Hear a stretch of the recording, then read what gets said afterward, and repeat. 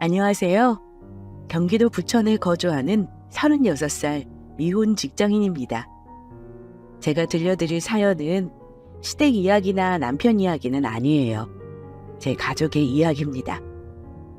인생을 오래 산 건 아니지만 최근에 큰 깨달음을 얻은 게 있어 사연을 보냈어요. 저는 그 일을 겪고 나서 혹시 아무 생각 없이 타인을 내 감정의 쓰레기통으로 삼고 있지는 않은지, 나보다 못한 사람이라는 어줍지 않은 생각으로 무시하거나 하대하는 일이 없는지 늘 제 자신을 돌아보게 되었거든요. 저는 백화점 패션 브랜드에서 매니저로 일하고 있어요. 20대 초반부터 일했고 꽤 경력이 오래된 편이죠. 10년 넘게 이 일을 했더니 이제는 사람만 봐도 대충 느낌이 옵니다. 이 일 오래 하다 보면서 느낀 건 어느 고객이든 진심으로 대하고 내가 가진 정보를 정성껏 전달하려 노력하는 게 중요하다는 겁니다. 하지만 흔히 말하는 진상 손님에게는 그런 진심이 통하지 않을 때도 있긴 한데요. 단연코 말씀드릴 수 있는 건 진정한 VIP 고객은 진상을 부리지 않는다는 겁니다. 오히려 VIP 근처에도 못 가는 사람들이 진상 고객인 경우가 많아요. 어쨌든 제 일이 사람 상대하는 감정 노동이고 간혹 정말 힘들게 하는 고객 때문에 때려치우고 싶은 적도 있었죠. 하지만 그럴 수 없었던 이유가 있습니다. 그 이유가 뭐겠어요? 바로 가족 때문이죠.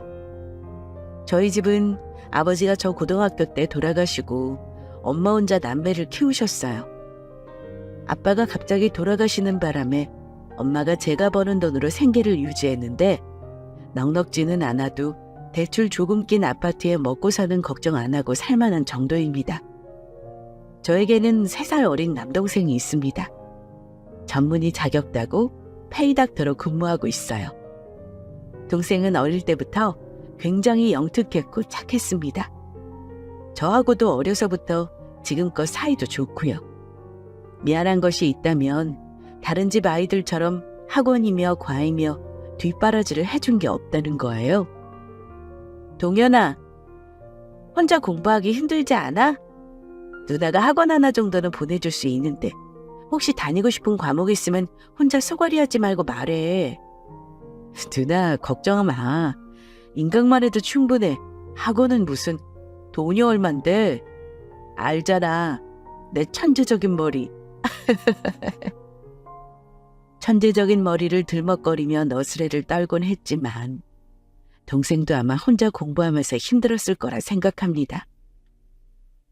그런데도 유독 남달랐던 제 동생은 과외는커녕 학원 한 번 안 다니고 전교 1등만 했고 모 대학교 의예과 입학한 아이입니다. 어려서부터 수제소리 듣고 자란 동생이었어요. 저는 누나로서 학비 도움 주는 거 빼고는 내 동생 인생에 왈가왈부할 그런 처지도 못 됩니다만 유일한 혈육이라 지금까지도 둘이 가장 많은 의논을 하고 삽니다. 동생 학교 다닐 때 엄마와 저는 등록금 때문에 허리가 휠 지경이었습니다. 의대 등록금이 얼마나 비싼지 혹시 알고 계시나요? 동생은 부족한 잠에 시달리며 공부를 하면서 등록금 납부할 시기만 되면 늘 미안해했습니다. 누나, 매번 미안해. 인턴하면 그래도 월급 나오니까 조금만 기다려줘. 나중에 돈 많이 벌어서 누나랑 엄마부터 하고 싶은 거 하게 해줄게. 의사 동생 만든 덕 꼭 보게 해준다 내가. 아이고 그래. 네 말만 들어도 항성할 지경이다. 돈 걱정하지 마. 누나 너 학비 대줄 정도 능력 되는 사람인 거 알지? 이래봬도 누나 나름 잘 팔려서 인센티브 짭짤하게 받는다? 단골 고객도 많아. 나 때문에 누나가 꿈도 포기하고 사는 것 같아서 미안해서 그러지. 누나는 연애도 안 할 생각이야? 제발 연애라도 좀 해라. 야, 맨날 일하느라 바쁜데 남자 만날 시간도 없다. 내버려둬. 그냥 노처녀로 늙어 죽지 뭐. 다른 사람이 보기에 동생을 위해 희생하고 산 누나구나 생각할 수 있겠지만 저는 희생이라고 하고 싶지는 않습니다.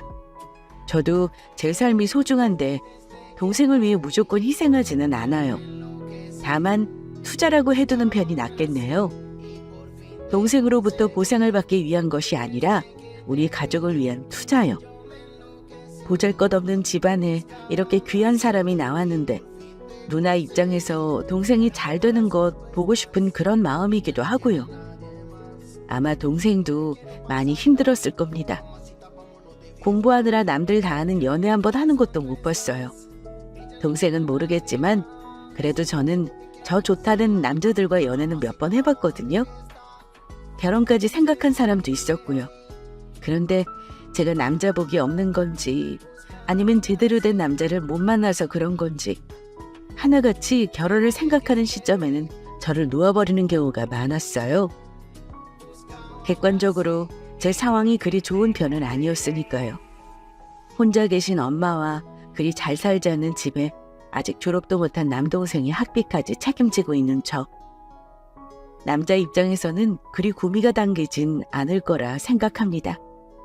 그걸 나쁘다고 할 수는 없죠. 다만 그런 부분을 다 감수하고도 저를 좋아해줄 남자를 못 만난 탓이라 해두겠습니다. 아무튼 저도 연애 포기하고 힘들게 일하면서 동생 뒷바라지를 했는데요. 동생이 의과대학 과정 마치고 인턴 과정 거쳐 레지던트 4년차 접어들 때쯤이었던 것 같아요. 동생이 느닷없이 자기가 만나는 여자가 있다고 하는 겁니다.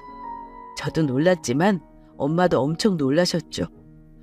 대체 그 바쁜 병원 생활하면서 여자는 어찌 만난 건지 궁금하더라고요. 알고 봤더니 친한 동료 의사의 동생이 친구와 병원에 왔다가 제 동생을 보고 반해 소개해달라고 했답니다. 여자아이는 상위권 대학을 나왔는데 대학 다닐 때 공부에 별 취미가 없었는지 학점과 스펙이 별로여서 친척 회사에서 취직해서 그냥 다니고 있다고 들었습니다.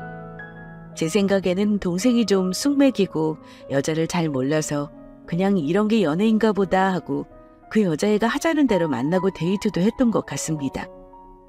어쨌든 처음 연애하는 거니 걱정은 되었지만 제가 간섭할 일은 아니니까요. 옆에서 그냥 지켜보며 가끔 연애 상담을 해주는 것으로 누나 역할을 충실히 해줬습니다. 다른 사람들처럼 예쁜 연애 하겠거니 했어요. 안타까운 게 있다면 시간이 부족해 데이트할 시간이나 과연 있을까 한 거였고요. 그런데 가끔 동생의 얘기를 들어보면 그 여자친구라는 아이가 제 상식으로는 도무지 이해가 안 가는 언행을 하는 경우가 있더라고요. 누나, 여자들은 원래 명품에 그렇게 환장을 해? 누나는 백화점에서 일하니까 잘 알 거 아니야. 난 이런 건 잘 몰라서 물어보는 거야. 요즘은 20대 애들도 다 명품 가방 들고 옷도 비싼 거 입고 그런가 봐. 아이고, 다 그런 게 어딨어. 그것도 사람 나름인 거지. 돈 많은 사람이 자기 돈으로 플렉스 하겠다면 누가 뭐라 하겠냐? 능력도 안 되면서 빚내서 한다거나 남한테 뜯어내려고 하는 사람이 문제인 거지. 아니, 영지 말이야. 이제 곧 생일인데 나한테 가방을 사달라는 거야. 난 뭐 몇십만 원 하는 줄 알고 봤는데 가방 하는 거 무슨 300만 원이나 해? 이해가 안 가서 그래. 봐봐 누나, 사달라는 게 이거거든? 이거 그렇게 비싼 상표야? 여자친구가 사달라고 했다는 가방 사진을 봤는데 꽤 비싼 명품 브랜드였습니다. 20대 중반의 여자가 자기 돈으로 턱턱 사기에는 부담되는 제품이었죠. 저는 명품을 싫어하는 사람은 아닙니다. 여자들의 그런 어영은 저도 잘 알아요. 갖고 싶은 거 사기 위해 자기 월급 모아서 사는 기쁨도 잘 알고요. 그런데 그런 비싼 제품을 아무리 자기 생일이라지만 만난 지도 얼마 안 된 남자친구에게 당당히 사달라고 요구하는 게 정상인지는 잘 모르겠더라고요. 은근히 동생을 호구로 보는 게 아닌가 걱정이 되기도 했고요. 제 동생이 의사긴 하지만 레지던트 실수령액 500도 채 안 됩니다.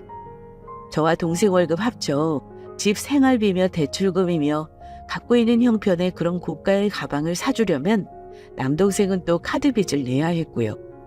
게다가 병원 출퇴근 편으라고 병원 바로 앞에 오피스텔 하나 얻어줬는데 거기 월세까지 내고 있어서 그리 여유로운 상황은 아니었습니다. 그런데 연애한다는 놈이 누나한테 여자친구 사주려는 가방을 물어보는 게 은근히 화가 나는 거예요. 그래서 저도 한 소리 했습니다. 야, 김동현, 걔 정신 제대로 박힌 애 맞아? 네 월급이 얼마인데 이런 비싼 걸 사달라는 거야? 나중에 패닥하고 여유 생기면 그때 돈질하라는 거야. 내가 간섭 안 하지. 근데 지금은 아니야. 걔 혹시 네가 얼마 버는지 알아? 우리 집 사정이라든가 이런 건 너도 만나는 사람한테 말해야 하는 거야. 대충은 말해서 알지. 근데 영재는 상관없대. 자기네 집이 잘 산다고 나중에 나 전문의 취득하면 페이닥터 하지 말고 병원 차려준다 그러더라고. 그렇게 돈 많으면 자기 돈으로 살 것이지 왜 가난하고 공부하느라 바쁜 너한테 사달라고 그런다니? 누나는 모르겠다. 네 연애사는 네가 알아서 해. 동생이 하는 거 보니 하나를 보면 열을 알겠다는 말이 뭔지 알겠더라고요. 저는 그 말을 듣기 전까지 그 여자애가 바쁜 우리 남동생을 잘 챙겨주고 서로 배려하며 만나는 줄로만 알았는데 내가 잘못한 걸 수도 있겠다는 생각이 들었습니다. 하지만 아무리 동생이라 해도 제가 그 아이에 대해 이러쿵저러쿵 할 수는 없는 거고 만나지 마라 할 자격도 없으니까요. 그냥 지켜볼 뿐이었습니다. 정말 이상한 애라면 착한 제 동생이 못 버티고 헤어질 거라 생각하기도 했고요. 그런데 제 예상과 달리 1년이 넘도록 만나는 눈치더라고요.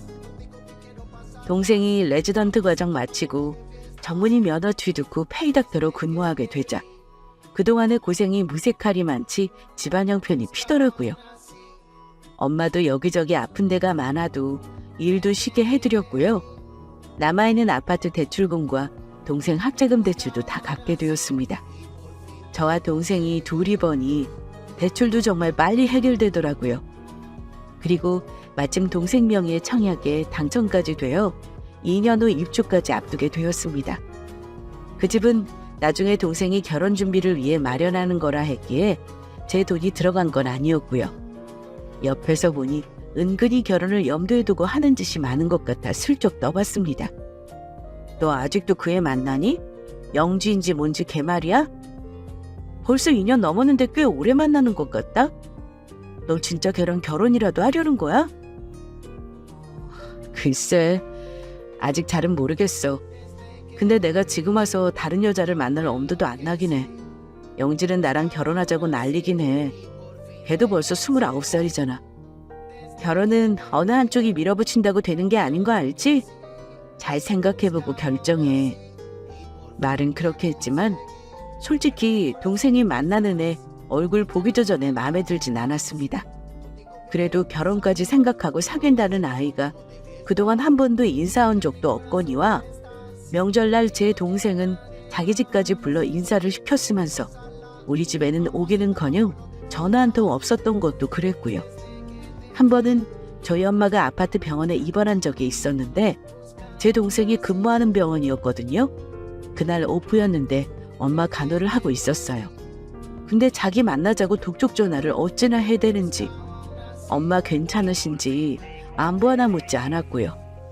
김동현, 네 여자친구는 우리 엄마 병원에 입원한 거 몰라? 대체 너한테 전화를 몇 번을 하는 거야? 너 말 안 했어? 말했지. 내가 계속 바쁘다가 오늘 겨우 오프잖아. 그래서 얼굴 보자고 난리치는 거야. 어쩌겠어. 우리도 얼굴 볼 시간이 없어서 그러는데. 누나가 좀 이해해줘. 김동현, 둘이 데이트도 중하지만 엄마 아프시잖아. 안부 정도는 인사치레라도 물어야 하는 게 예의 아니니? 내가 뭐라 할 말은 아니지만 좀 무리하다 싶어서 그래. 너는 그 집에 인사까지 갔다며. 근데 걔는 인사 한번 안 오고 말이야. 그건 우리 집 무시하는 거 아니야? 너 혹시 그 집에 대리사이 뭐 이딴 거 하는 거 아니지? 내가 신의 유세 떠는 게 아니라 그런 거를 못 본다? 아, 누나, 그런 거 아니야. 그냥 걔가 아직 어려서 뭘 잘 몰라. 내가 잘 얘기할게. 잘 모르기는. 그건 어린 거랑 상관없어. 사람 됨됨이고 기본 인성이지. 그리고 29살이 어린 거냐? 그 정도면 알 거 다 알아야 하는 나이야. 그거보다 어린애들도 경우 아는 애들은 그렇게 안 한다. 보다 못해 한마디 했는데 착해 빠진 남동생은 저렇게 여자친구 감싸곤 끝이었죠. 게다가 가끔 반찬 갖다 주러 동생 지내는 오피스텔 가보면 분명 여자친구라는 아이가 도둑고양이처럼 들락거린 것 같은데 설거지통에 설거지 한 번을 하고 간 적이 없더라고요.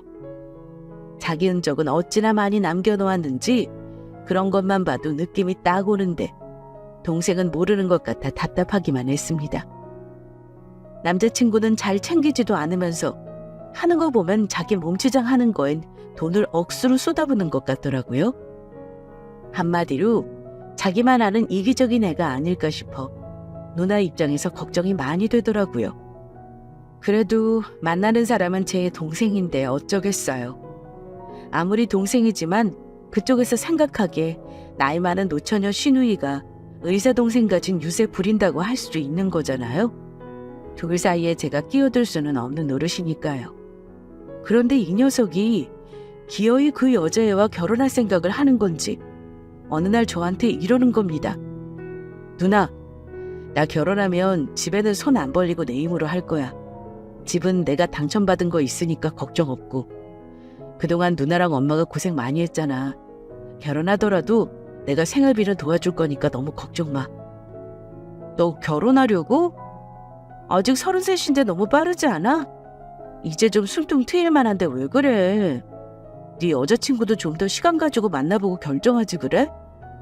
그게 말이야. 누나, 그쪽 집에서 결혼을 좀 서두르셔. 영지 30 넘기 전에 보내고 싶다고 하시네. 그런데 일단 양가 어른들을 만나보자고 하셔. 그렇게 갑자기? 너무 급한 거 아니니? 우리 쪽에선 준비된 것도 없는데 당황스럽다 야. 일단 자세한 건 우리 통해서 얘기 나누는 걸로 하고 결혼 날짜만 잡아보자고 하시네. 다음 달 정도로 생각하고 있는데 누나 생각은 어때? 그럼 그 전에 우리 집에 데려오기나 해. 나도 어떤 애인지 상견례 전에 얼굴 한번 봐야 할 거 아니니? 알았어 누나. 그럼 엄마한테도 그렇게 말씀드릴게. 상견례 전에 시간이 되려나 모르겠어. 영지는 괜찮을 것 같은데 내가 문제지. 상견례 전에 얼굴 한번 보자고.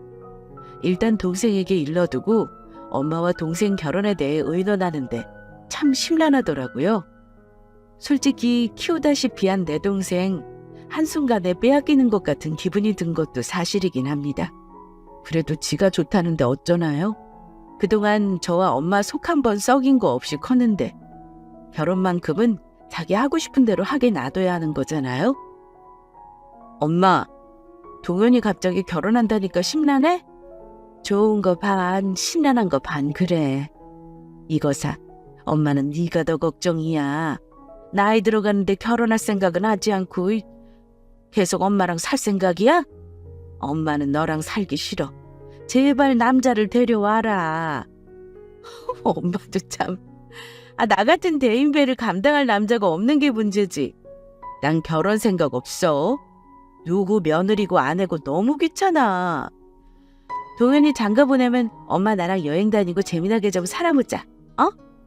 그나저나 네 아버지도 안 계시고 부자도 아닌 형편에 그 댁에서 어찌 생각하실지 모르겠다. 아들 장가 보내는데 번듯하게 뭐라도 마련해주고 싶은데 뭘 해주면 좋으려나?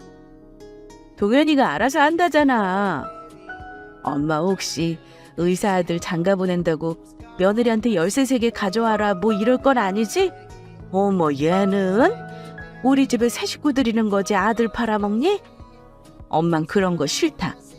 능력 없어서 많이 못 도와주는 게 오히려 미안하지. 동생은 양가 일정을 조율해 한 달 후로 상견례 날을 잡았고 그 안에 여자친구를 한번 데려오겠다 했습니다.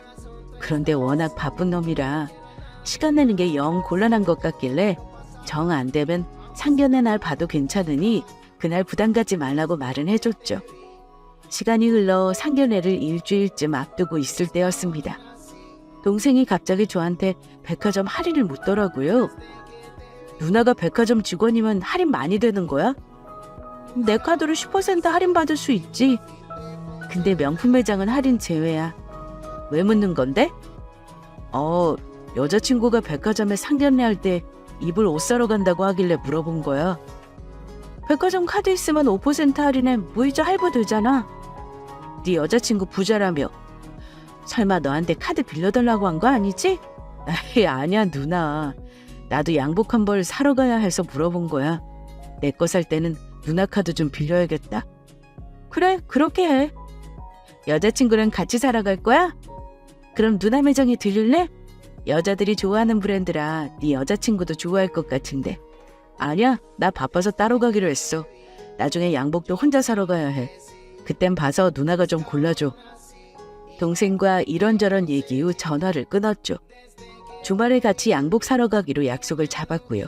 그리고 며칠 후였습니다. 평소와 다름없이 출근해 디피된 옷들 교체하고 주문 상품 정리하고 이런저런 일들로 바쁜 하루를 보내고 있었어요. 제가 일하는 브랜드는 가격대가 좀 있는 브랜드이고 가격보다는 제품 디자인을 보고 사가시는 분이 많은 편입니다.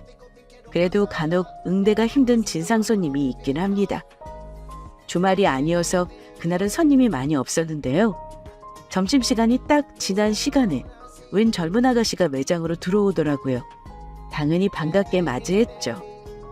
고객님 안녕하세요. 편안하게 보시고 마음에 드는 거 있으면 말씀하세요. 제 말에 그 여자분은 고개를 까딱하고는 매장 끝부터 옷을 하나하나 둘러보더군요. 어느 자리에 어떤 옷을 입어야 한다는 목적이 있는 손님들은 먼저 옷을 추천해달라 하기도 하지만 대부분 저는 편하게 보시라고 시간을 드립니다. 그럼 손님들은 눈으로 훑어보며 마음에 드는 옷을 선택해 입어보겠다는 경우가 대부분이고요. 그런데 그때 온 손님은 옷을 보는 것부터 JS의 느낌이 딱 나는 거예요. 바로 진상 손님이죠. 옷가게 일하면서 가장 싫어하는 손님 유형 중에 하나가 바로 매장에서 패션쇼하는 손님인데요. 이런 손님들은 매장에 있는 옷 거의 다 입어보고 사지도 않고 그냥 나갑니다. 보통은 이런 분들 나가고 나면 피팅룸에 옷이 산더미처럼 쌓여 있고요. 물론 입어보는 건 상관없습니다. 많이 입어봐야 자기한테 맞는 옷을 살 수 있는 건 당연한 일이죠. 하지만 매장에 있는 옷을 다 입어볼 수는 없으니 그럴 때 매니저의 눈썰미가 중요한 겁니다. 손님의 체형과 분위기에 어울릴 만한 옷들을 골라 권할 수 있어야 하는 거죠. 그런데 그 아가씨는 자기한테 어울릴 만한 옷을 고르는 게 아니라 눈에 보이는 대로 옷을 마구 헤집어 놓는 스타일이더라고요. 입어보고 싶은 옷들을 마구잡이로 가지고 피팅룸에서 입어보는데 거의 패션쇼를 하듯이 입어보는 겁니다. 입고 나온 옷을 얌전히 주는 것도 아니고 그 비싼 옷들을 뭉치로 둘둘 말아주기도 하고요. 피팅룸에 아무렇게나 벗어던진 옷들도 있었고요. 옷을 도무지 못 고르는 것 같길래 제가 정중하게 물어봤습니다. 고객님, 혹시 찾고 계시는 스타일이 있을까요? 아, 네. 저 중요한 자리 입고 나갈 얌전한 옷이 필요한데요. 원피스나 정장으로요. 제가 몇 가지 추천드려 볼까요? 네, 당최 혼자서는 못 고르겠네요.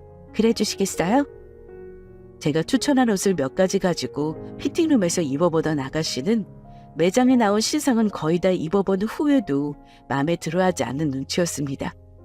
입을 삐죽거리며 말하기를 옷은 이쁜 것 같은데 왜 내가 입으면 이상하지? 옷이 이상한 건가? 고객님, 격식 있는 자리에 필요하신 거면 두 번째 입어보신 옷이 제일 괜찮았는데 어떠세요? 아니면 다른 매장 둘러보고 천천히 결정하셔도 됩니다. 입어본 옷만 거의 30벌이 넘었는데 저도 조금씩 피곤해지기 시작했거든요.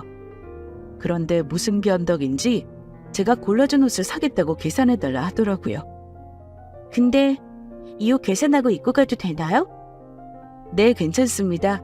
근데 택 떼어내고 입고 가신 옷은 교환이랑 환불이 안 되세요. 그래도 괜찮으실까요? 입고 간 옷은 환불이 안 된다는 건 우리 매장뿐 아니라 다른 곳도 마찬가지지만 고객님께 언지를 드렸습니다. 그 말을 듣고도 입고 가겠다고 하더라고요. 그래서 분명히 확인시켜드리고 택을 떼어낸 후 계산하고 옷을 드렸습니다. 이 손님 한 명을 1시간을 넘게 응대하고 나니 너무 피곤하더라고요. 그래도 하나 팔았다는 생각에 최대한 친절하게 응대했습니다. 그리고 매장을 떠났고요. 근데 진상에 대한 제 느낌은 정말 정확한 게요. 몇 시간 후 저희 매장에 그 손님이 다른 브랜드의 옷을 입은 채 우리 매장에서 사간 원피스를 들고 다시 나타난 겁니다. 그걸 보는 순간 올 것이 왔구나 하는 느낌이 들었습니다. 아까 이 원피스 사갔는데요. 환불해주세요. 아무리 봐도 저랑은 안 어울려서요. 다른 데서 샀어요. 오늘 산 거니 환불되죠? 고객님, 죄송한데 아까도 말씀드렸고 매장에서부터 입고 가신 옷은 환불이 어려워요. 죄송합니다. 그랬더니 그 여자의 얼굴이 갑자기 사납게 변하는 겁니다. 그러더니 아주 싸가지 없는 표정으로 제게 이러더군요. 아니, 어제 산 것도 아니고 몇 시간 전인데 그게 환불이 어렵다고요? 고객을 무슨 허구로 하네? 원래 옷 사면 7일 안에는 다 환불 가능하잖아요. 이게 헌옷도 아니고 택만 다시 달면 되는 거지. 뭐 그렇게 깐깐하게 굴어요? 2번 말하기 싫으니까 이거 당장 환불해줘요. 딱 보니 그냥 물러설 것 같지 않아 제가 포기했습니다. 혹여나 본사로 컴플레인 들어올까봐 그냥 환불해드리려고 맘먹고 옷을 다시 한번 살펴보는데 그 짧은 시간에 식당에서 뭘 처먹었는지 소매에 떡하니 빨간 양념 자국이 묻어있는 겁니다. 그새 향수 냄새도 배어있었고요. 그럼 그 옷은 어쩔 수 없이 제가 부담해야 하는 옷입니다. 그러니 저도 표정이 웃는 얼굴은 아니었겠죠? 세탁으로 지워질 수 있을까 걱정하며 옷에 묻은 양념을 가까이 들여다보는데 느닷없이 이 여자가 제 어깨를 툭 치는 겁니다. 야, 너 뭐야? 그건 왜 들여다봐? 나한테 지금 세탁비라도 뜯어가려고 하는 거냐? 제 몸을 터치하는 거친 손길에 놀라 상대방 얼굴을 쳐다보는데 대꾸할 틈도 없이 이러더군요. 환불하라면 조용히 카드나 받아서 환불할 것이지. 왜 트집 잡아서 안 해주려고 지랄이야? 그 말을 듣고 너무 무례한 손님 태도에 저도 화가 났습니다. 손님, 아까 입고 간 옷은 환불 어렵다고 설명드렸던 거 기억하시죠? 그래도 환불해드리려고 하는데 이런 얼룩까지 묻혀서 오시면 저도 파는 사람 입장에서 당연히 곤란하죠. 근데 지금 제 어깨까지 치시면서 너무 무례한 거 아니에요? 환불해 드릴 테니 카드 주시죠. 그런데 그 순간 갑자기 눈앞에서 불이 번쩍 하는 겁니다. 왼쪽 뺨이 얼얼했습니다. 그 여자애가 제 뺨을 때린 거였습니다. 뭐가 흐르는 느낌에 만져보니 피도 살짝 비치더군요. 끼고 있는 액세서리에 긁힌 듯 했죠. 기가 막혀 말은 안 나오고 눈물만 나오더라고요. 옆에 있던 다른 직원이 말리지 않았다면 머리끄덩이까지 잡혔을지 모릅니다. 인연이 손님한테 소리를 질러? 야, 조용히 환불이나 해. 네 사정은 내가 알 바 아니니까. 새 옷인데 이 얼룩 내가 묻혔다는 증거 있어? 진짜 아까부터 입은 옷마다 이상한 것만 추천해서 짜증나는데 기어이 폭발하게 하네. 야, 여기 제일 높은 사람 누구야? 당장 나오라 그래. 내가 이 백화점에서 얼마 쓰는 사람인 줄 알아? 이러면서 고래고래 소리를 지르더군요. 일이 커지겠다 싶었는지 다른 직원이 잽싸게 환불하더니 그 손님을 데리고 밖으로 나갔습니다. 저는 하고 싶은 말도 제대로 못하고 멍하니 있었고요. 가슴이 벌렁거려 그날 일을 더 이상 못하고 조퇴하고 말았습니다. 10년 넘게 일하면서 이런 지상은 처음이었습니다.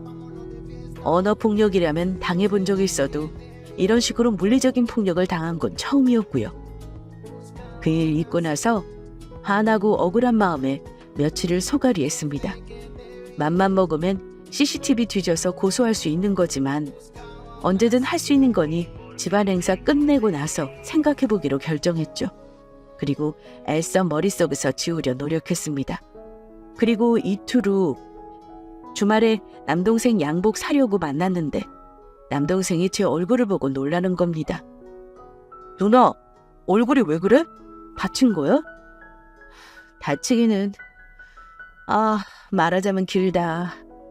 며칠 전에 웬 미친년한테 잘못 걸려가지고 이렇게 된 거야. 뭐? 그럼 손님이 누나 얼굴을 때리기라도 했다는 거야? 누난 가만히 있었어? 손님이 왕이라고 지랄하는데 어쩌겠냐? 같이 머리털 잡고 싸울 수는 없잖아. 더러워도 그냥 빨리 내보내는 게 낫지. 저는 매장에 있었던 일을 남동생에게 무용담처럼 얘기했고 동생은 자기 일만큼 화를 내며 왜 그냥 보냈냐고 저한테 뭐라 하더라고요. 누나 그냥 넘어갈 거야? 그런 건 경찰에 신고해버려야지.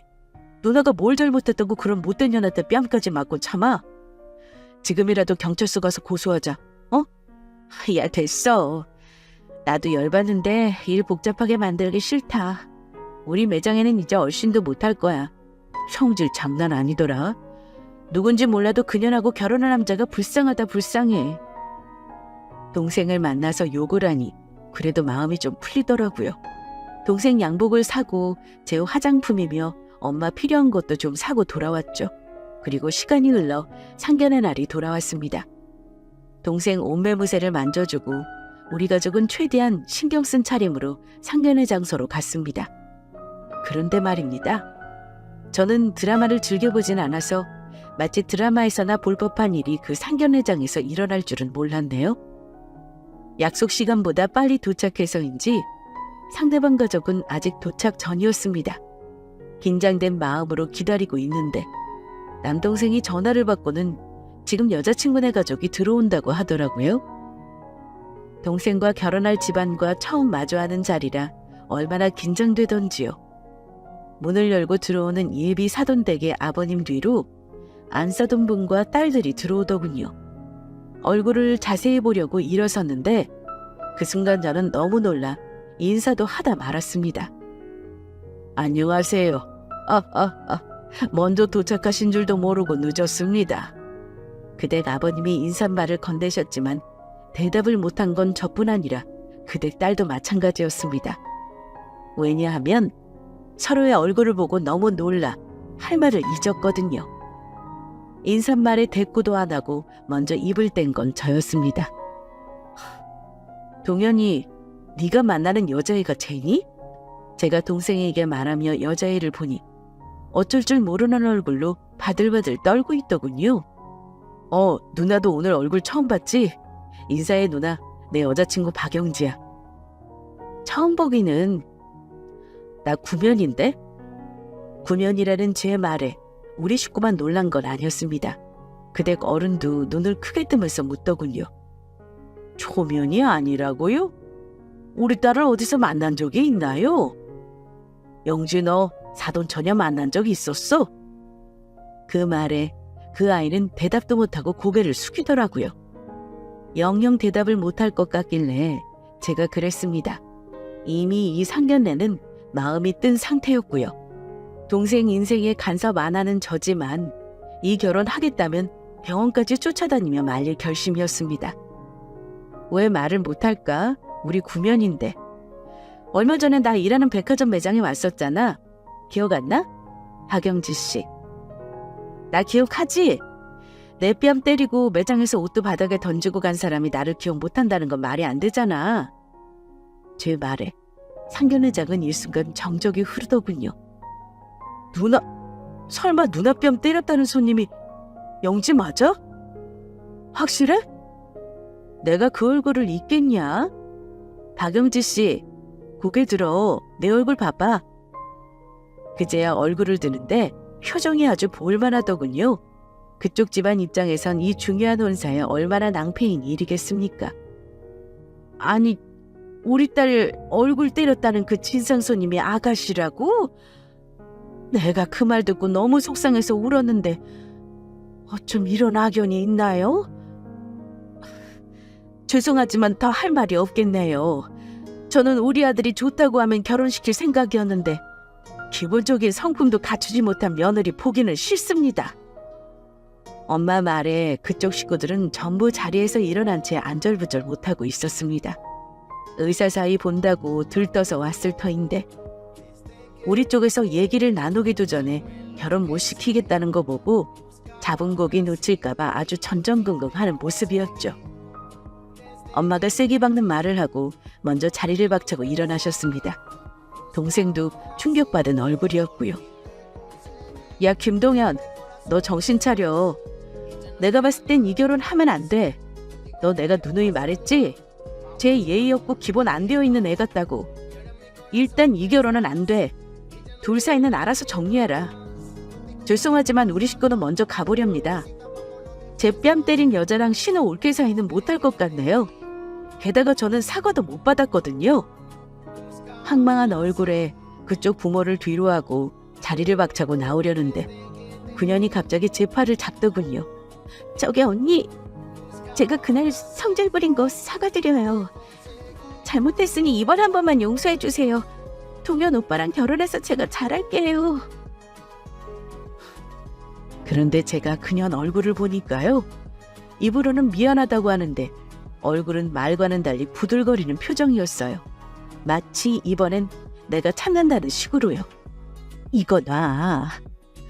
그런 사과 나는 받기 싫어. 상견례 끝나고 고소할까 생각 중이었는데 여기서 결혼 접으면 나도 고소 접어줄 테니 잘 생각해. 손을 뿌리치고 나가는데 어처구니 없이 그년이 자기 말 좀 들어보라며 갑자기 제 발을 낚아채는 겁니다. 제 몸에 자꾸 손을 대는 행동에 저는 너무 화가 난 나머지 그년의 뺨을 한 대 날려줬습니다. 짝 하는 살벌한 소리가 나고 그 애가 뺨을 움켜쥐고 저를 노려보더군요. 방금 전까지 사과한다는 사람의 표정이 어찌나 살벌하던지요. 어허, 이보시오. 아무리 그래도 어찌 남의 딸한테 이렇게 함부로 손을 대고 그래요? 그의 아버지가 화가 났는지 말을 하길래 딸을 어찌 키우셨길래 예의도 모르고 성질머리가 그 모양인가요? 여기서 끝낸 걸 고마운 줄 아세요. 제 착한 동생 하마터면 인생 망칠 뻔했네요. 그쪽 딸 시집 보내려면 신분 세탁 단단히 하셔야 할 겁니다. 이 시간 이후로 제 동생한테 엉겨버티면 제가 가만히 안 있을 겁니다. 그 댁이 얼마나 부자인지 모르겠는데 저희 부자 며느리 필요 없어요. 뭐가 중요한지 모르는 그런 집안과는 사돈 안 맺겠다 이 말입니다. 아시겠어요? 저는 그 말을 마지막으로 날리고 자리를 박차고 나왔습니다. 그 집안은 쑥대밭이 되었겠죠. 집으로 돌아오는 길에 아무도 말이 없었습니다. 동생이 이러더군요. 누나, 엄마, 미안해요. 내가 질질 끌려가는 연애하다가 이렇게 되고 다 내 잘못이야. 그래, 네 잘못도 있어. 연애를 하더라도 아니다 싶으면 끝냈어야지. 그 정도 사람 보는 눈도 없니?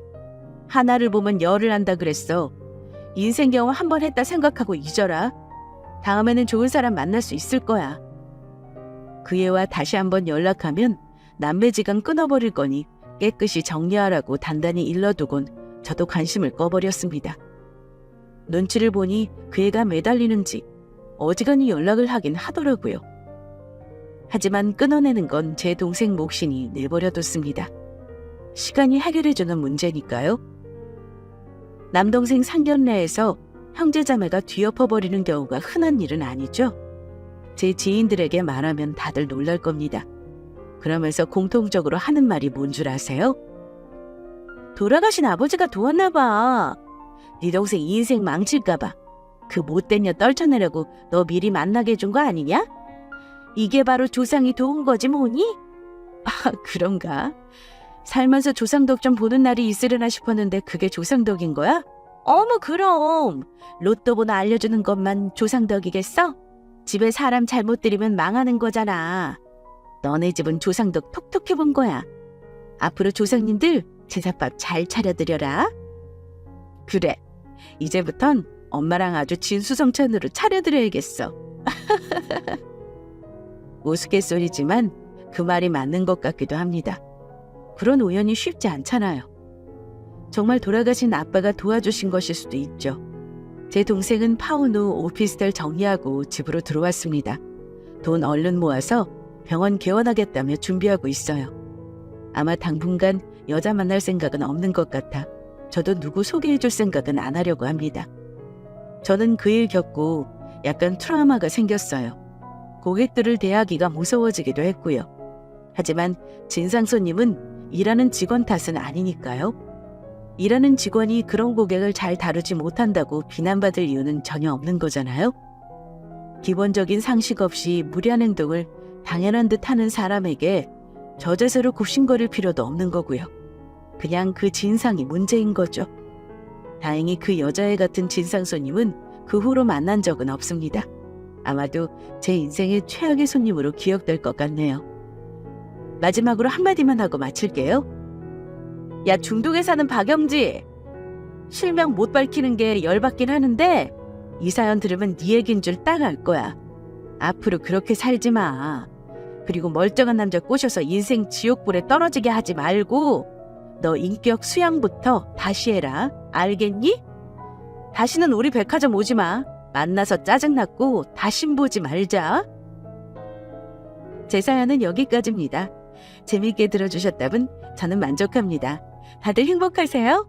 안녕하세요. 저는 서울 외곽에 거주하고 있는 30대 여성입니다. 1년 전 이혼을 경험하고 제 인생은 크게 달라졌습니다. 보통 다른 분들은 성격 차이로 또는 유책 배우자로 인해 이혼을 경험하시겠죠?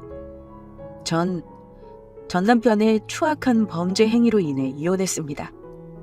1년이 지난 시점에도 용서가 안 되네요. 아니, 아마 죽을 때까지 그 사람이 저지른 악행을 잊을 수 없을 겁니다. 그럼 거두절미하고 바로 이야기 시작할게요. 어린 시절 우리 아빠는 할아버지가 물려주신 사업을 이어받아 운영하셨습니다. 사업이 잘 되다 보니 나름대로 유복하게 자랐어요. 그리고 제가 결혼하기 전까지만 해도 아빠의 사업은 탄탄했습니다. 자기야. 미안해. 내가 너무 늦었지. 더 일찍 오려고 했는데 어머님 좋아하시는 꽃 사오느라 조금 늦었어. 아니야, 괜찮아. 그렇게 늦지도 않았는데 뭘. 그나저나 왜 이렇게 긴장해? 자기 혹시 떨려? 티나? 응, 많이 티나. 왜 이렇게 떨어? 그럴 거 없다니까. 그냥 편하게 생각해. 처음도 아니고 저번에도 한 번 왔잖아. 그러게, 이상하게 떨리네. 처음 뵌 것도 아닌데. 그냥 내 딴에는 워낙 높으신 분들이고 또 잘 보이고 싶다는 생각이 커서 그런가 봐. 충분히 잘하고 있어.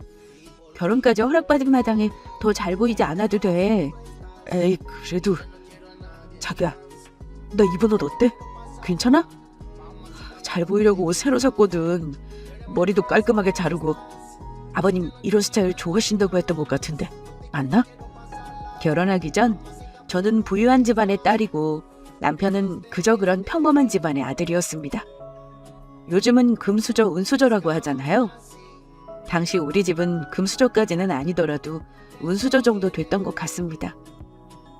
남편과 저는 대학 시절 소개팅으로 만났고 3년 이상 연애하다 결혼한 사례예요. 참 자상하고 제게 늘 잘해줬던 사람이죠. 또 저희 부모님에게 늘 잘 보이고 싶어 했습니다. 저는 그런 모습이 저를 많이 사랑해서 그런 거라 착각했어요. 아무튼 우린 결혼했고 남편은 다니던 직장을 그만두고 아빠의 사업을 돕기 시작했습니다. 그렇게 행복한 결혼 생활을 보내며 3년이란 시간이 흘렀어요. 또 출장이야? 저번에도 갔으면서. 회사 출장은 자기가 다 가는 것 같아. 에이, 그렇지만도 않아. 내가 아빠한테 좀 말해볼까? 맨날 출장 보내면 어떻게 하냐고? 그러지 마. 별로 힘든 것도 아닌데 뭐. 내가 갈만하니까 가라고 하시는 거지. 그만큼 중요한 계약이고. 알겠어. 그럼 갔다가 언제 와? 하루 이틀 정도? 일 작업량에 따라서 달라질 것 같아. 내가 상황 보고 전화할게. 알겠어. 조심히 다녀와. 그날도 남편은 어김없이 출장을 갔어요. 결혼하고 나서 남편은 잦은 출장으로 바빴습니다. 결혼하고 3년이란 시간이 흘렀는데 아직 애가 없으면 말 다 한 거 아닌가요? 그만큼 일이 많았고 밖에서 일하느라 바빴기 때문에 우리에게는 아직 애가 없었습니다. 툭하면 출장 보내는 아빠를 원망하기도 했지만 회사의 중요한 사안이라 본인이 움직여야 한다는 남편의 말에 별 수 없이 수긍해야만 했죠. 그만큼 아빠가 남편을 많이 믿고 계시는구나. 한편으로 기분 좋으면서요.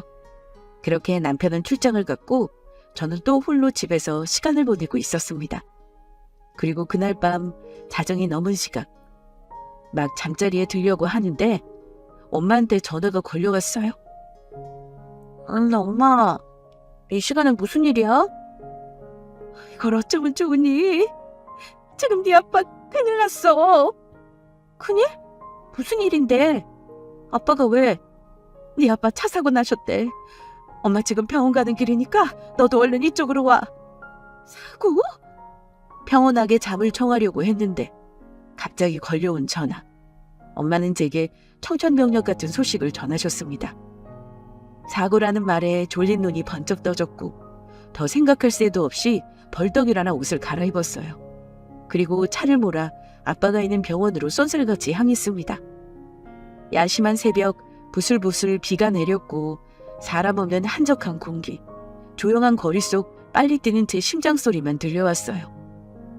운전하는 내내 제발 아무 일 없기를 간절히 바랬습니다. 하나님이고 부처님이고 제발 우리 아빠 무사하게만 해달라고 빌었어요. 그러나 신은 가혹했습니다.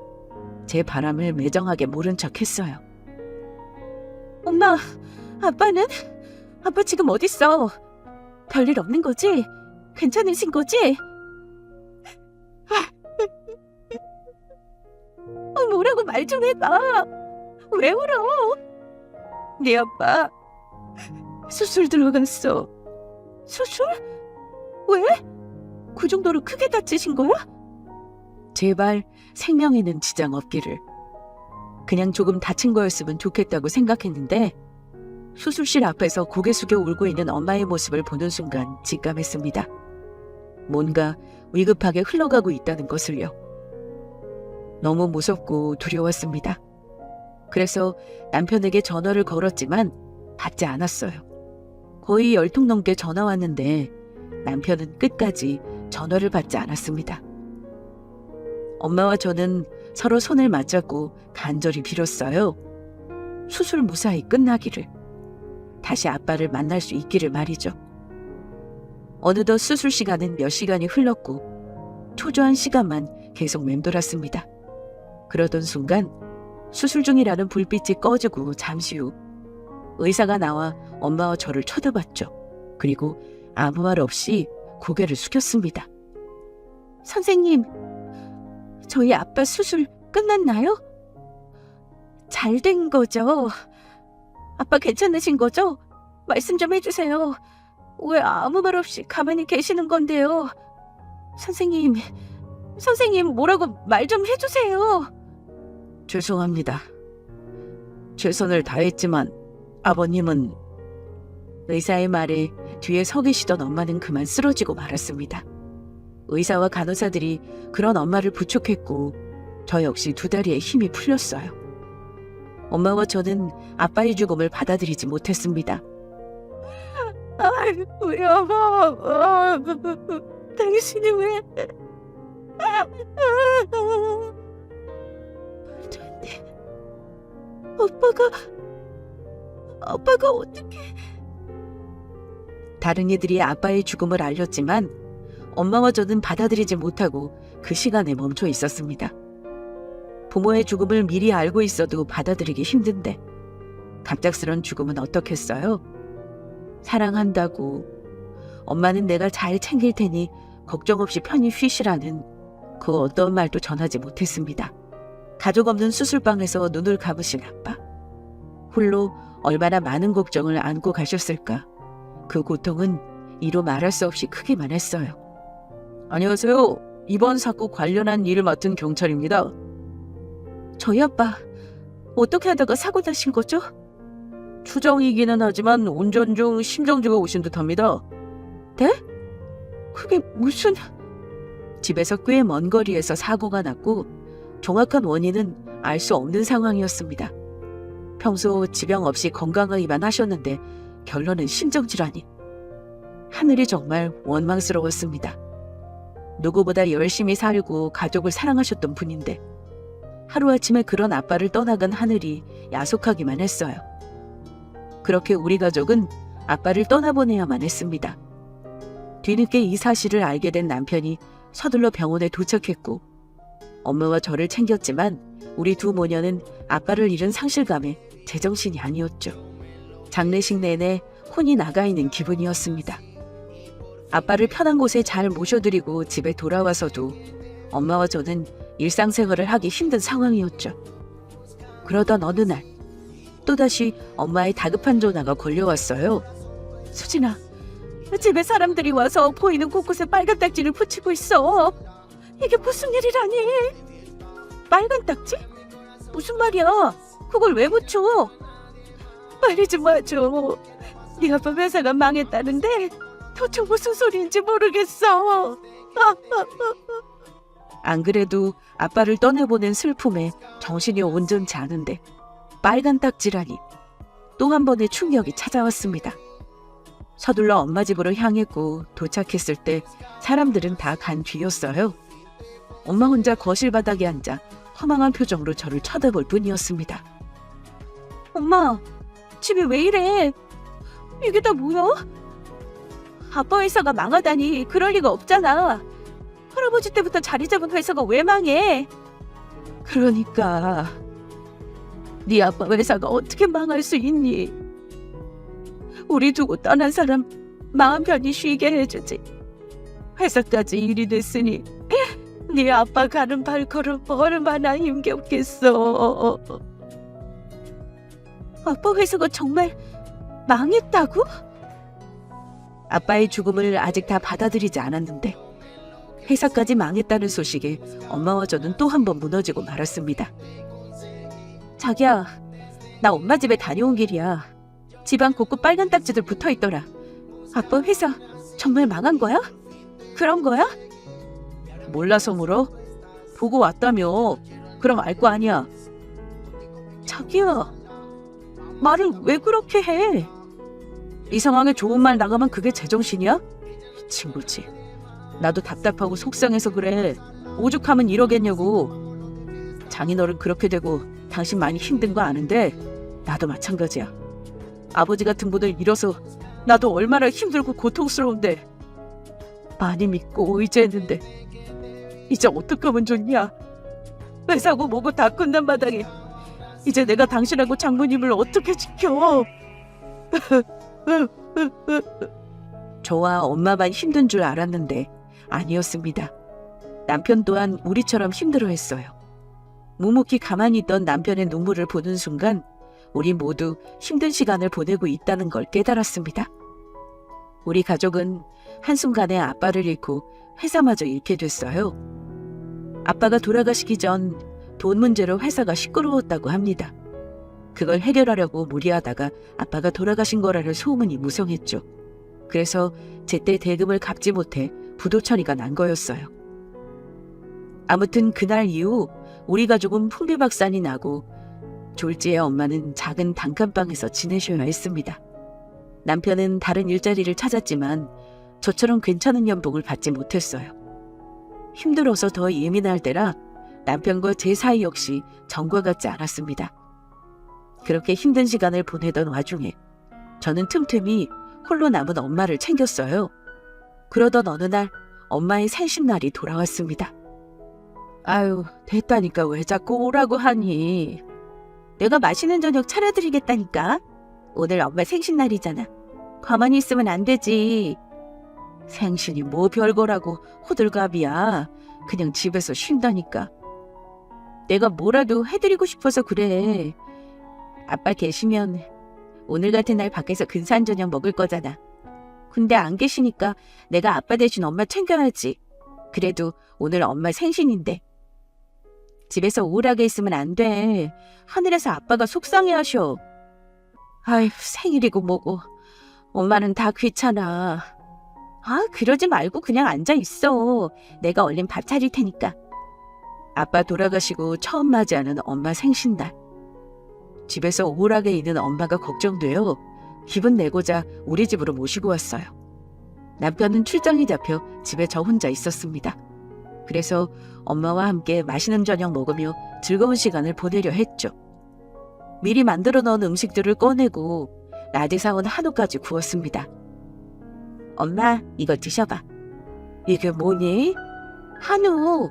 엄마 구워주려고 낮에 사왔어. 아유, 이거 비쌀 텐데 뭐하러 샀어? 에이, 뭐 맨날 먹는 것도 아니고 어쩌다 먹는 건데 괜찮아. 그리고 한우 살 정도는 되니까 미안해하지 말고 얼른 드셔. 엄마 잘 먹는 모습 보고 싶어서 산 거니까. 아까 구우면서 살짝 맛봤는데 확실히 맛있더라. 역시 비싼 건 맛이 다르다니까. 엄마, 얼른 먹어. 맛있게 잘 구워진 한우를 엄마 입에 한 점 넣어드렸습니다. 엄마는 미안해하면서도 맛있게 잘 드셔주셨어요. 저는 굽는 내내 엄마 앞접시에 올려놓았고 엄마는 또 그런저를 챙기며 맛있게 식사했습니다. 저 아니면 생신날 귀찮다고 아무것도 안 먹고 그저 누워 계셨을 거예요. 그래서 더욱 그냥 넘길 수 없었습니다. 무엇보다 환갑 생신이었거든요. 마음 같아서는 음식점 빌려서 제대로 축하해드리고 싶지만 그럴 여유가 없어 집에서 조촐하게 축하해드렸습니다. 한참 엄마랑 이런저런 이야기 주고받으며 식사하고 있는데 현관문이 열리고 남편이 들어왔어요. 당신 왔어? 늦는다더니 일찍 왔네? 생각보다 일찍 끝났어. 이게 무슨 냄새야? 당신 고기 구워 먹었어? 응, 오늘 엄마 생신이라 고기 구워 먹고 있었어. 이서방 왔는가? 저녁은 안 먹었으면 어서 와서 들게. 남편이 오자 엄마는 벌떡 일어나 맞이해 주셨습니다. 남편은 그런 엄마를 보고도 인사 한마디 안 하고 주방으로 쑥 들어오더니 두리번거리며 살펴보기 시작했어요. 그리고 식탁 위에 올려진 고기 가격표를 보고 소리쳤습니다. 한우? 지금 당신하고 장모님 둘이서 한우를 구워 먹고 있는 거야? 그게 왜? 왜? 지금 대답이 그게 다야? 당신 왜 그래? 내가 뭘 잘못했다고? 아니 이런 날 한우도 못 구워 먹어? 아주 돈이 남아 돈다 남아 돌아. 누구는 얼마라도 벌어보겠다고 개고생하는데 너는 아주 팔자 좋네. 주말에 쉬지도 못하고 출장 갔다 온 남편 불쌍하지도 않냐? 나만 바득바득 아끼고 벌면 뭐해. 네가 이렇게 다 흥청망청 써버리는데. 무슨 말이 그래. 내가 또 언제 흥청망청 써버린다고. 누가 보면 내가 맨날 이러는 줄 알겠다. 아까 말했잖아. 오늘 엄마 생신이라고. 모처럼 맛있는 거 해드리고 싶어서 산 건데 이게 그렇게 소리칠 일이야? 더군다나 엄마까지 계신 마당에? 그러니까 생신 그게 뭐라고 한우를 샀냐고. 뭐? 그게 뭐 대단한 날이라고 팔자 좋게 비싼 한우까지 사서 구워 먹고 있냐고. 여보, 한우 사서 구워 먹은 게 뭐 그리 잘못이라고 남편은 있는 잔뜩 성질 부렸습니다. 저는 그런 남편이 이해되지 않아서 어이없어서 몇 마디 이야기했고요. 그랬더니 계속해서 화를 내더군요. 급기야는 엄마 생일인데 그게 뭐 대단한 날이냐는 말까지 하면서요. 옆에서 우리 두 사람의 말다툼을 보고 있던 엄마는 안절부절 못하시다 가방을 챙기셨어요. 아이고 이서방, 자네가 참게. 자네 말대로 그리 대단한 날도 아닌데 내 딸은 그래도 엄마니까 뭐라도 챙겨주고 싶었던 모양이야. 주말에 쉬지도 못하고 이래서 많이 피곤하지? 얼른 앉아서 저녁 먹어. 나는 이만 가봄새. 엄마 가려고? 이만 가봐야지. 이서방도 왔는데. 왜 가? 아직 다 드시지도 못했는데. 아유 아니야, 많이 먹었어. 나는 이만 가볼 테니까 나오지 말고 얼른 이서방 고기 구워서 먹여.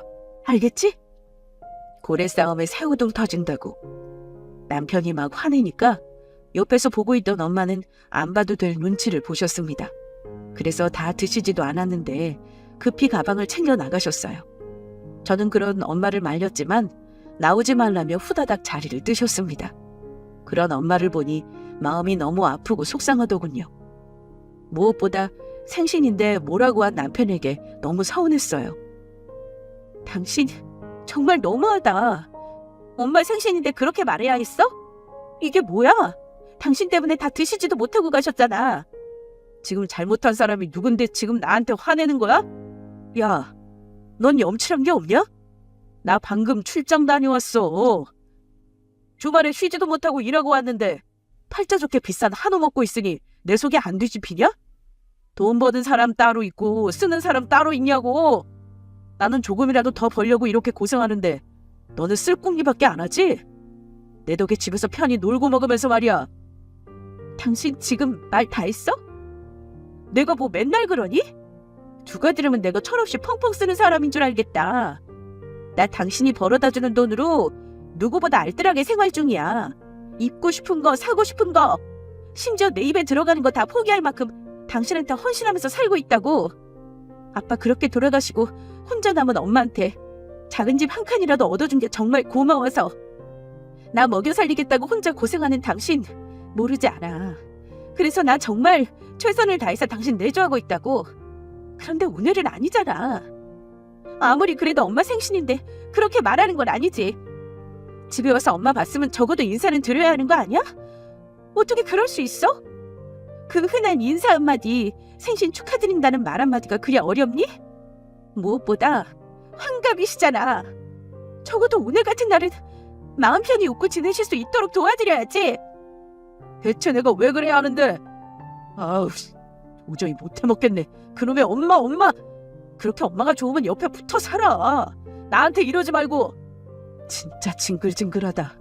비빌 언덕이라곤 네 집 사업밖에 없는데 그것도 다 말아먹고 이게 뭐냐? 망한 판국에 네 엄마랑 너 책임지는 거 이제 신물이나. 내가 언제까지 이 짓거리하고 살아야 하냐? 여보, 그렇게 부르지 마. 듣기 싫으니까. 보잘것없는 너 데리고 사는 거 더는 못해 먹겠다. 그냥 이혼하자. 뭐? 이혼? 당신 미쳤어? 그래, 미쳤다.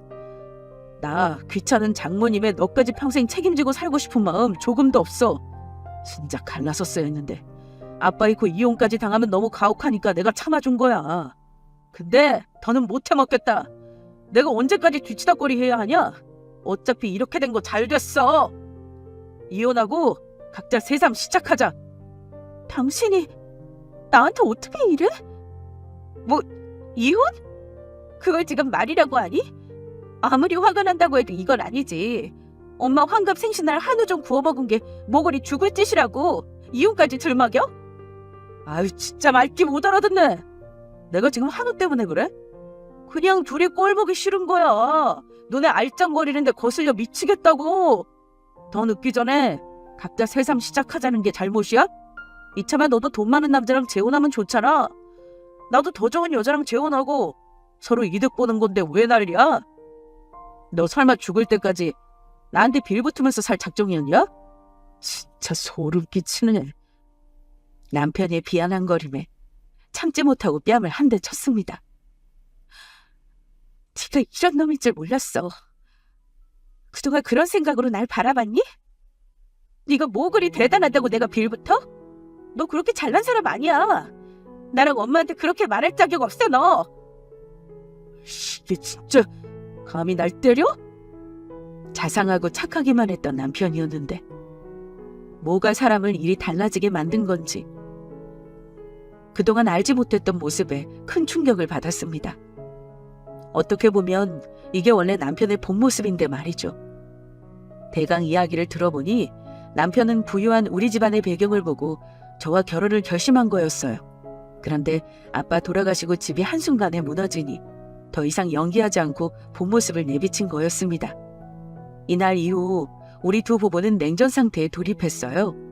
남편은 더 이상 저를 책임지기 싫다며 이혼을 요구했고 저는 알겠다고 수긍했습니다. 그렇게 서로 시간을 가지며 정리할 것들을 정리해 나가고 있는 중 우연히 남편의 전화 소리를 듣게 됐어요. 엄마, 이번 주 토요일 호텔에서 보는 거 알지? 내가 비싼 호텔 예약해뒀어. 알지. 그런데 정말 호텔에서 밥 먹는 거야? 비쌀 텐데. 비싸봤자지 뭐. 모처럼 엄마 생신인데 그냥 지나갈 수 있나? 더군다나 환갑이신데. 돈 걱정 그런 거 하지 말고 편하게 오셔. 내가 아주 제대로 환갑잔치 열어드릴 테니까. 아이고, 역시 우리 아들밖에 없다니까. 내가 아들 하나는 잘 낳았지. 참, 그나저나 네 처도 오니? 걔가 거길 왜 가? 분위기 잡칠 일 있어. 말했잖아 이혼할 거라고. 망해서 돈 한 푼 없는 집안 딸인데 내가 뭐하러 데리고 살아? 빨리 끝내고 돈 많은 여자 만나서 결혼해야지. 솔직히 엄마 아들이 인물이 빠지나 머리가 빠지나? 이 정도 급이면 그게 걸맞는 여자 만나줘야 하지 않겠어? 아유 그렇지. 우리 아들 정도면 돈 많고 잘 나가는 여자 만나야지. 그래서 언제 이혼할 거니? 미루지 말고 빨리 처리해버려. 안 그래도 그러고 있어. 몇 가지 협의 중인데 인정 못한다고 버티는 게 있어서 끝나는 마당에 뭐라도 챙기고 싶어서 아주 욕쓴다니까. 어차피 못 버티고 도장 찍을 텐데 뭐. 아무튼 엄마, 우리 좋은 이야기만 하자. 곧 있으면 환갑이신데 기분 나쁜 이야기하면 괜히 부정 타. 그래, 맞는 말이지. 방 밖에서 우연히 통화 내용을 듣고 있는데 남편은 저 들으라는 듯 더 크게 떠들어대는 것 같았습니다. 통화 내용이 참 가관이더군요. 우리 둘이 이혼 준비하는 이 시점에 호텔에서 심호 환갑잔치라. 우리 엄마 생신 때 한우 조금 구워 먹은 거 가지고 쌩 난리를 치더니 제 엄마는 아낌없이 돈술궁리였습니다. 남편의 말을 들으니 제 처지가 그렇게 초라할 수 없었어요. 믿었던 남편한테 배신당한 것도 서러운데 저를 빌부터 먹는 기생충 취급하다니 참을 수 없는 모멸감에 치가 떨렸습니다. 이루 말할 수 없는 분노에 뭐라도 해서 복수하고 싶었는데 마땅히 그럴 만한 게 없더군요. 비루해진 내 인생에 복수는 사치였으니까요. 마음 같아서는 호텔에 찾아가 심호 생신상을 다 뒤엎어버리고 싶었는데 또 그걸 감당해낼 자신도 없었습니다. 아마 이때 가스라이팅 제대로 당해서 초라한 제 현실을 수긍하고 있었거든요. 화가 나도 뭐 하나 할 수 있는 게 없어 그저 허망한 시간을 보내며 이혼을 맞이할 준비만 했습니다. 그러던 어느 날 혼자 집에서 짐을 챙기고 있는데 낯선 번호로 전화가 한 통 걸려왔어요. 누구시죠? 나야 수진아. 네 아빠 친구 성배 아저씨. 네. 아저씨 잘 지내셨어요? 안 그래도 연락드린다는 게 경황이 없어서 못 드렸네요. 그때 아빠 장례식 마무리될 때까지 다 도와주신 거 정말 감사하단 말 전하고 싶었는데 너무 늦게 말씀드려 죄송해요. 그런데 갑자기 무슨 일로... 아이, 당연한 건데 뭐 그런 거 가지고 감사해. 다른 건 아니고 너한테 긴히 전할 말이 있어서 전화했어. 괜찮으면 지금 좀 만날 수 있니? 아주 중요한 이야기라서 그래. 지금이요? 성배 아저씨는 아빠의 오랜 고향 친구셨고 어릴 때부터 자주 본 분입니다. 아빠 장례식장에서도 우리 가족을 많이 도와주신 분이셨죠. 아빠 그렇게 보내고 한동안 연락할 일이 없어 잊고만 있었는데 갑자기 전화와서 놀랐어요. 더군다나 긴박하게 느껴지는 목소리가 알 수 없는 불안감을 가져왔습니다. 우선 알겠다고 전화를 끊고 아저씨가 알려준 주소로 향했습니다. 도착하니 작은 시골 동네였고 아저씨 집이었어요. 어렴풋이 이곳이 아빠가 어린 시절 아저씨와 함께 자란 동네라는 걸 알 수 있었죠. 실례합니다. 수진이 왔니? 네, 아저씨. 그동안 잘 지내셨어요? 참, 이거 봐주세요. 별건 아니지만 빈손으로 오기 뭐해서. 아이, 그냥 와도 되는데 이런 걸 언제 준비했어? 그래, 고맙다. 잘 먹어마. 근데 수진이 너 곱던 얼굴이 많이 상했구나. 어떻게 된 게 그때보다 더 안 좋니? 하기사, 네 아빠 그렇게 보내고 많이 힘들겠지.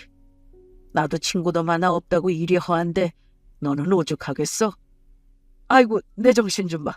이리 세워놓을 게 아닌데 어서 들어와라. 아저씨는 저를 집 안쪽 거실로 안내했고 앉아서 잠시 기다리고 있었습니다. 그리고 급히 마실 것을 내오셨어요. 갑작스럽게 연락해서 많이 놀랐지? 이래저래 마음 힘들 텐데 여기까지 오라고 해서 미안해. 다름이 아니라 너한테 꼭 전해줄 게 있어서 오라고 했어. 전해줄 거요? 그게 뭔데요? 이거. 아저씨는 거실 서랍 안쪽에 깊숙이 넣어놓은 서류봉투를 하나 꺼내서 제게 건네셨습니다. 네 아빠가 죽기 전에 날 찾아왔었어. 어느 날 느닷없이 찾아와서 같이 술 한잔 하는데 뭔가 힘든 일이 있는지 많이 지쳐 보이더라고. 뚝심 있게 잘 버티던 놈이 눈물까지 보이면서 말이야.